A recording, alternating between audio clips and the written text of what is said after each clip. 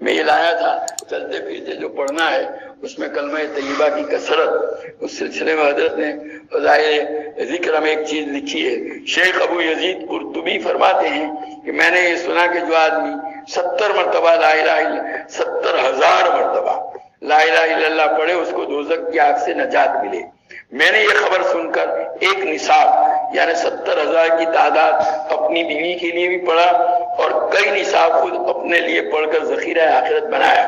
ہمارے پاس ایک نوجوان رہتا تھا جس کے متعلق یہ مشہور تھا کہ یہ صاحب کشف ہے، جنت دوزخ کا بھی اس کو کشف ہوتا ہے۔ مجھے اس کی درست صحت میں کچھ تردد تھا۔ ایک مرتبہ وہ نوجوان ہمارے ساتھ کھانے میں شریک تھا کہ اچانک اس نے ایک چیخ ماری اور سانس پھولنے لگا اور کہنے لگا کہ میری ماں دوزخ میں جل رہی ہے۔ اس کی حالت مجھے نظر آئی۔ قرطبی کہتے ہیں کہ میں اس کی گھبراہٹ دیکھ رہا تھا، مجھے خیال آیا کہ ایک نصاب اس کی ماں کو بخش دوں جس سے اس کی سچائی کا بھی مجھے تجربہ ہو جائے گا۔ چنانچہ میں نے ایک نصاب 70,000 کا ان نصابوں میں سے جو میں نے اپنے لیے پڑھ رکھے تھے اس کی ماں کو بخش دیا۔ میں نے اپنے دل میں چپکے سے ہی بخشا تھا اور میرے اس پڑھنے کی خبر بھی اللہ کے علاوہ کسی کو نہیں تھی، مگر وہ نوجوان فوراً کہنے لگا چچا میری ماں دوزخ کے عذاب سے ہٹا دی گئی۔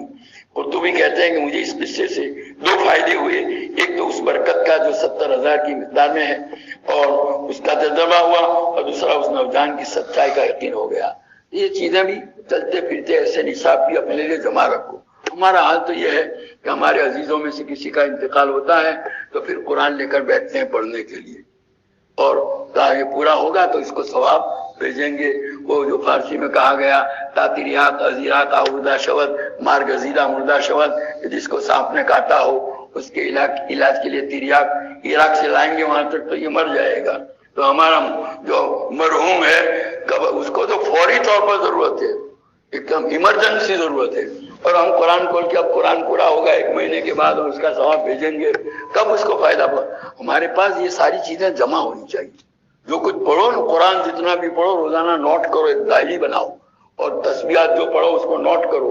یہ لا الہ الا اللہ کی اس سارے نصاب بھی باقاعدہ پورے کرتے رہو اور اس کو جمع کرتے رہو۔ آپ کے پاس ایک بہت بڑا اسٹاک ہونا چاہیے ان چیزوں کا۔ عزیزوں میں سے کسی کا بھی انتقال ہوا فوراً اس میں سے کچھ ان کے لیے کیا کر دیا، بھیج دیا، فوری طور پر اس کا بھی فائدہ ہوگا۔ تو یہ بہت یہی طریقہ اختیار کا ہمارے اکابر کے یہاں اسی کا اہتمام ہوتا ہے۔ تو ہم جیسے سست لوگ آئے تو یہ طریقہ ہے، دوبارہ اس کا بھی اہتمام کریں۔ اللہ تعالی ہم سب کو توفیق دے۔